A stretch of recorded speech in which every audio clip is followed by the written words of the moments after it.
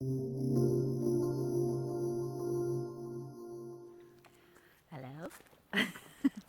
Okay, we're trying a movie.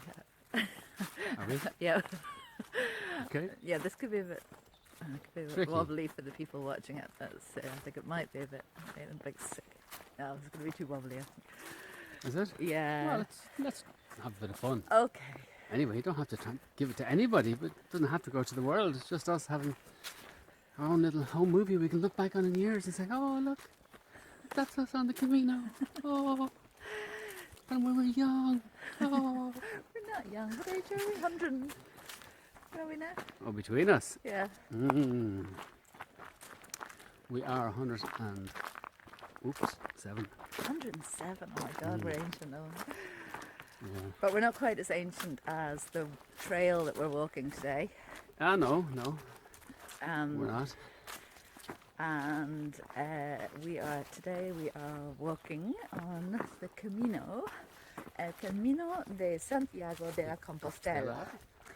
Which is a very ancient pilgrim walk.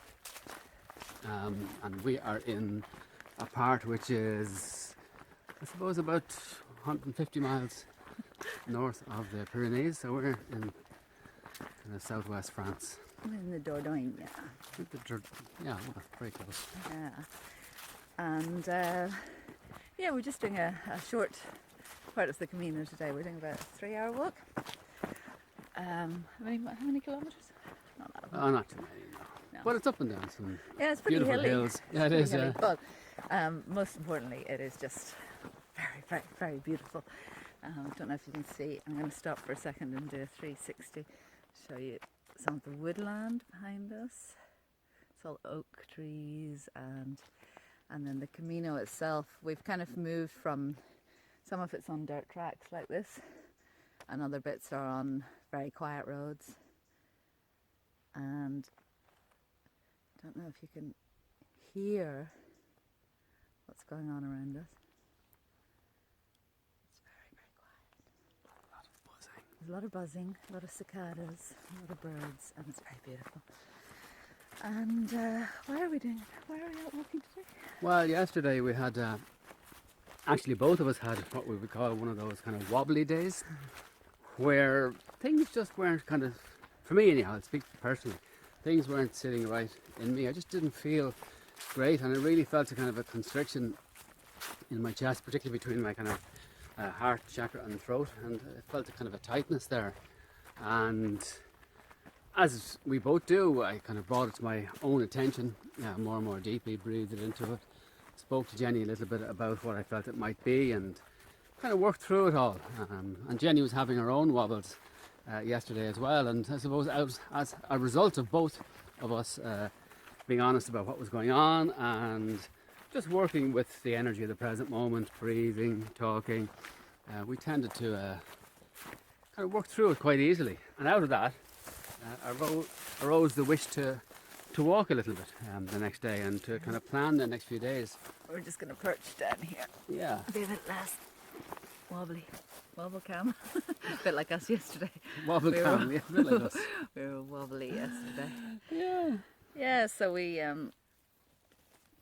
just sort of came to the conclusion, well, for me anyway, what I was struggling a little bit with yesterday was my relationship with my body and feeling a bit heavy and lethargic and bloated and so yeah, we do what we call processing with each other, and quite a bit, and we really sort of supported each other through. So I was feeling grumpy and quite introverted and separate and all that stuff. Not wanting to be touched. And in the past I would have taken that out on Owen or whoever the lucky guy was that was at the time. The lucky guy. And the joy of being in a conscious relationship like this is that we don't do that to each other. I don't make it about Owen. I try not to make it about Owen. And even though I probably am pain in the arse sometimes. Oh yeah, it definitely was his fault. Definitely was. But we kind of we have a contract with each other that we don't take it out, whatever's going on for us, we don't take it out on the other. And more so over the last couple of years, we've really contracted in with each other to actually help each other process whatever's going on for the other. Yeah. And how do we do that? Well, it's interesting. I think when people usually hear the phrase "take it out on somebody," there's often a kind of a sense, well, that's kind of drama, shouting, aggression. But I think what Jenny's talking about here, taking it out on somebody, can actually mean shutting down, can mean withdrawal, or that famous phrase, "all picture and no sound." And that in itself is also taking it out. And of course, what you're also doing if you do that is you're kind of taking it out on yourself too. You're adding to a pattern. And we're very clear that we don't want to add to unconscious patterns. Other people on the Camino. There's other people on the Camino. Oh no. Well, no, don't say, "Oh no." You have to embrace it. Other all. pilgrims. Yeah, maybe We not. They haven't might- seen anybody. Could just be a goat herd. Oh, Well, ils sont they're français. talking. En français. Oh, Oui, oui. oui, oui. Papy le pieux. Anyway, they may not come this way because there's a divide in the road up there. So Well, we'll see. Okay, so um, This is a bit of a disjointed video, but This is- you've got it up by it's now. live. It's live. We're live. We're live. Yeah. So yeah, for me, I was brought up by my role model growing up was my it's distracting. My role model growing up was my mum, and mum was a huffer. So she didn't really know how to express her emotions, and if she got angry or if she got pissed off with anyone, she would just huff and she would. So everybody withdraw. would know, and everybody would be affected. And everybody would say, "Are you okay, Barbara? And, What's "Oh, wrong I'm with fine, you?" I'm fine. No, she wouldn't even. She Would she not? No, she would just. Would she? Okay. Okay, so there are people It's going okay. there. It's okay. They can be part of the video. We can invite them to share their wisdom. Well, why not? I mean, so we work with what because is. we're not making an hour and a half long movie. Oh, we're not. Okay.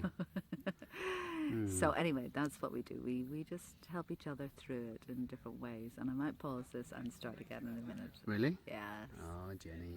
I know. Okay. Okay. So I had a quick chat with the French people. Well, Jenny had a quick chat with the French people. They speak too quickly for me. I only pick up small bits and pieces. So back to our ponderings on supporting each other in a conscious relationship. Yeah. Yeah. So how do we do that? Well, everybody spoke a little bit about it. Yeah. I think the other thing that we do is we have different practices at different times. You know, I know people often ask me, "Well, what's your practice on?" And to be honest, there's, I suppose, so many that are integrated in little ways into my life. I don't feel like I have to meditate for an hour a day or I have to do anything. But this morning, yeah, I had some nice quiet time before Jenny woke up, as I often do, and did a bit of kind of stretching and set an intention for the day. And that's something that we do on a regular basis. We get up either individually or together, and we set an intention for the day. And if we're together, one of the little practices that works for us is to tell each other 3 things that we really deeply appreciate about the other. And it's not just kind of throwing out words, it's more about kind of spending time with yourself, first of all, closing your eyes, getting into a place, and you're kind of feeling that appreciation for your beloved.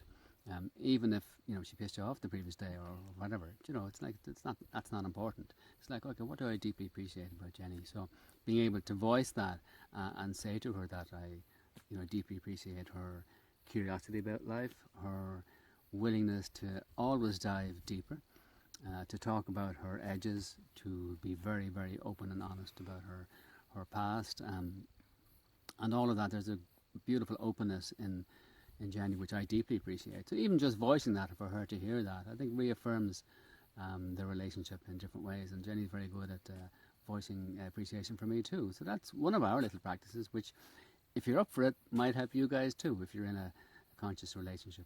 Or even if you're not, it doesn't have to be that conscious a relationship just to express appreciation for the other. You know, I think we That's true. live in a culture That's true. where Yeah. there seems to be, in a lot of relationships that I see, there seems to be this kind of battle between male and female, assuming that you're in a heterosexual relationship, which you may not be, of course, but you know, there's this kind of disparaging of a lot of women I know who disparage their men, and oh, he's useless, and he's this, and he's that, and you know, and then the man maybe saying, oh, she's a nag and she's henpacking, and you know, and it's just, guys, if you're choosing to be in a relationship with each other, whether by it's the way, which you which you are, always are choosing to be in the relationship. whether it's a heterosexual relationship or a gay relationship or whatever, it doesn't really matter what kind of relationship, but you're choosing to stay in that relationship, then why would you not choose to make it as healthy and as supportive and as gorgeous as it could possibly be? Well, because people get triggered by... Oh, He says we're he's talking laughing rubbish. at us. He says we're talking rubbish. But people do get triggered by the other person's behaviour, and that awakens what Eckhart Tolle calls the pain body. And so all of a sudden you're focusing on all the negatives. And so even having some kind of a practice or learning to focus on the positive and deeply appreciating something in the other and being able to voice that, again, just takes some of the energy away from that ability we all have to focus on the negative and to see what's wrong with the other, you know. So it's quite a useful practice. Yeah, and I mean, I know that a lot of people watching this video practice gratitude. Yeah. You know, it's something that I've been talking about a lot for many years, about the power of the practice of gratitude and appreciation. So if you're doing that, then why not extend that to the people you love, the people around you, to deepen your appreciation? Because certainly in the past, I know that in relationship, if I've been focusing on all the little niggly annoying things about the other person, those little niggly annoying things get bigger and bigger and bigger. And there's that old phrase, you know, what you focus on grows. So I choose to focus on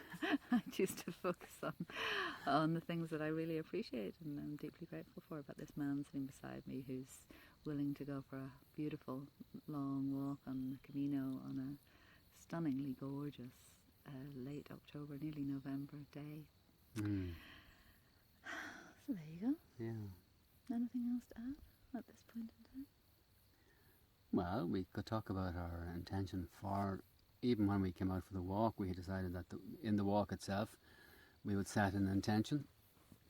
And for me, as I was walking along, particularly the first 3 or 4 kilometres, just taking step by step by step, hope that works in the video, just kind of each step, just tuning into what was my intention. And my intention was just very kind of gradually to allow the personality to drop and soften even more, and to allow what we would call presence to arise even more. And while it's a very conceptual thing, the actual walking, I kind of opened up into the possibility that with every step I was walking deeper into presence and kind of opening up to presence. So the walking, I think, is quite useful in terms of intention, just building on each previous step, you know, which is a little bit like building on each previous moment of your life. And people don't recognize that unless you have a conscious intention, every moment, you know, gathers momentum, and suddenly you have this whole momentum in your life based on all the previous moments. And for me, kind of breaking negative momentum is very important. And so setting an intention, whether that's deepening into presence or deepening into peace, or just kind of believing in yourself a little bit more, or focusing on the positive, or being appreciative, you know, setting a conscious intention is really important. And then for me, if you're a walker or even a runner, because I run quite a bit, you know, running with intention is beautiful. It kind of, every step takes you deeper and deeper into it. It does. Was that very serious? No, it's very beautiful. And the crow behind us thought it was hilarious. The crow thought it was funny. So listen, yeah, that's what's okay. What's rule number 6? Oh, rule number 6. Rule number 6 is don't take it too seriously, guys. And rules number 1 to 5, they don't exist. Bonjour. Yeah, bonjour. À bientôt.